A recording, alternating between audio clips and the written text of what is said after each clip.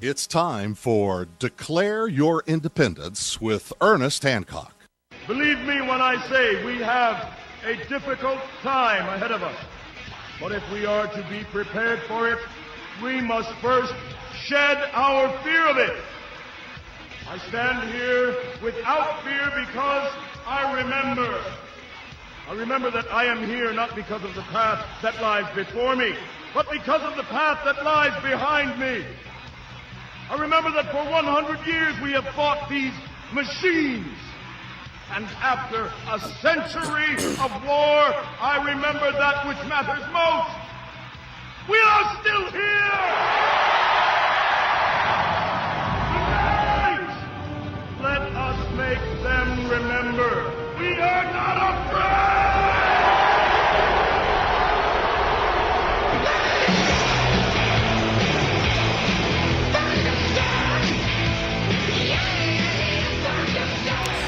Oh, no fear, no fear, no fear here on Declare Your Independence with me, Ernest Hancock, here in Phoenix, Arizona, from the beautiful studios of Freedoms with an S, freedomsphoenix.com. We got a special treat today in studio. We have a, multi-generational activist. You got me at 50, and then you have Dean Viper Pleasant here. Dean's coming in, Fridays when we have an opportunity. We got, a lot of laws are getting changed and things doing and going and whatever, and we need to have the state's rights over the individuals in the militia, and you get to have a gun when we say, and then all of a sudden the federals control, and it's all gone.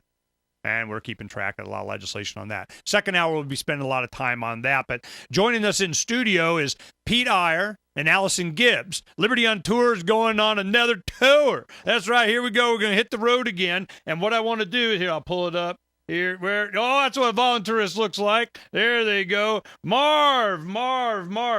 Mobile Assault Rights Vehicle. What does that stand for? The Mobile Authority Resistance Vehicle. Oh, there you go. I knew we'd get it. Right on. Okay, let me go ahead and get it up there and pause this so we can leave it there. There we go.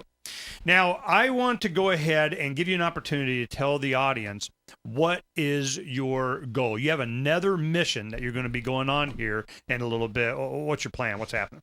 Yeah, in mid-May, we're going to kick off what we're calling the Free State Friendship Tour. It's only a 6-week tour, so it's shorter than the last couple of times we've gone on tour, but we're going to focus pretty much exclusively on New Hampshire, which we call the Shire. There's a lot of activists there already, and we're just, again, our goal is kind of twofold to help connect and get active with people on the ground, and also put a spotlight on what's going on to both embolden people elsewhere and encourage them to replicate tactics they see as effective.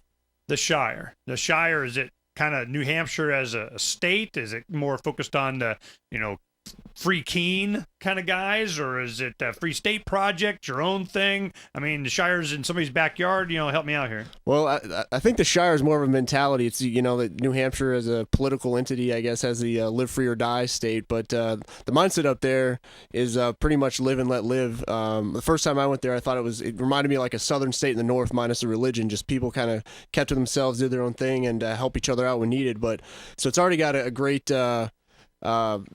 a lot of potential, and there's a lot of folks, maybe 1,000 people have moved there already for the Free State Project. But you mentioned Keene. Free Keene is our featured sponsor on this tour, but Freedom's Phoenix is on board as well, again, which is we're happy about. But we're really excited. There's a lot of potential up there, just based on the sheer number of activists up there. That means that there's a lot of tactics being tried, and we want to just get up there, have an impact, advance the voluntary society with everybody. One thing I'm interested in is you're having an impact, of course, around the country, and a lot of people get to see your face, and you bring people together and attention to a lot of different groups around the country.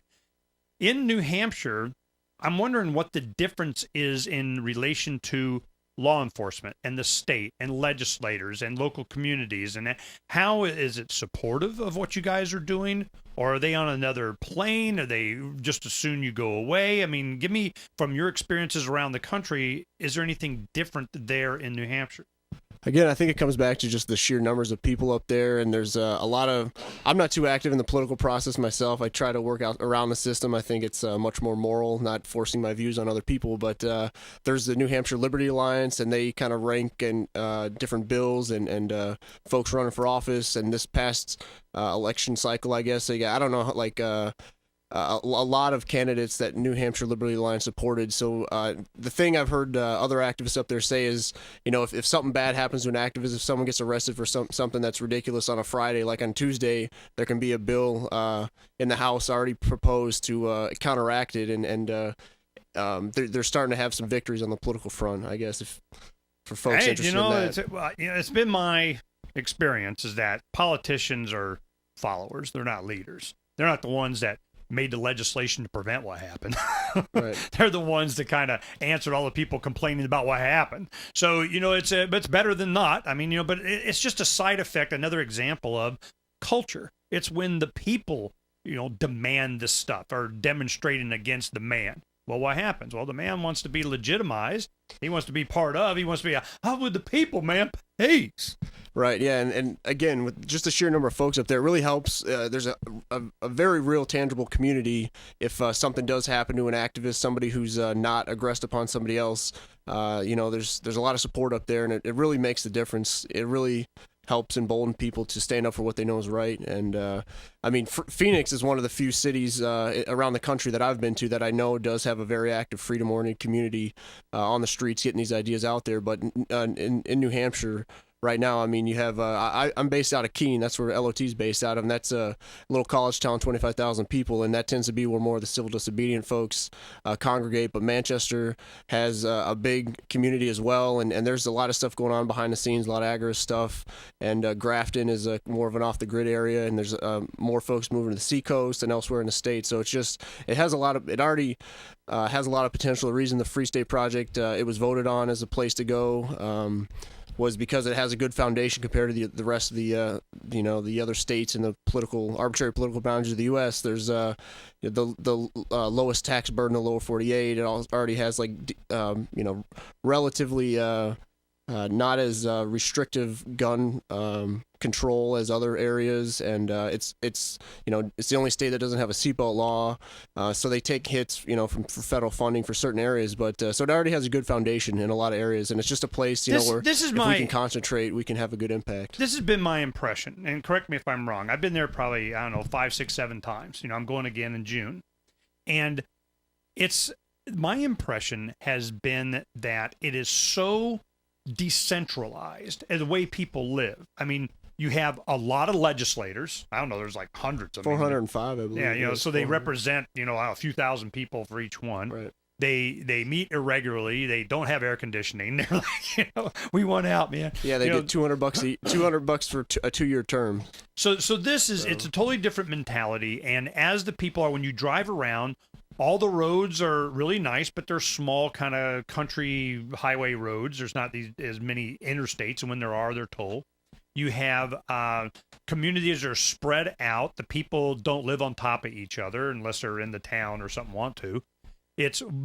You might be able to see your neighbor. It's very wide open. It's a totally different mentality that they have that's much more tolerant until you start dealing with politics, and the intolerant political shiny badge people are always prevalent wherever they got shiny badges. But the people in general don't really respond to that as much, in my opinion. What's been your experience?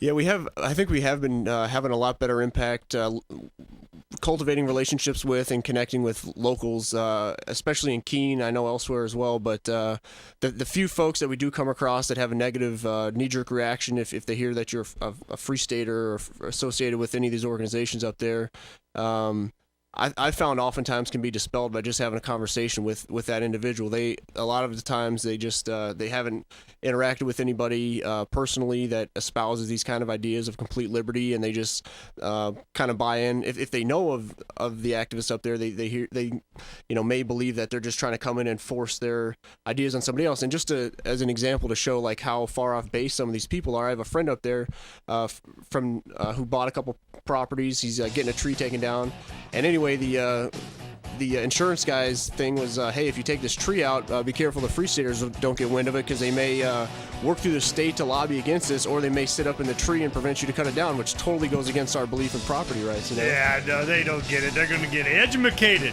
But we're helping to educate y'all here on Declare Your Independence with me, Ernest Hancock. We might even get Allison Gibbs to say hi when we come back. We'll be right back.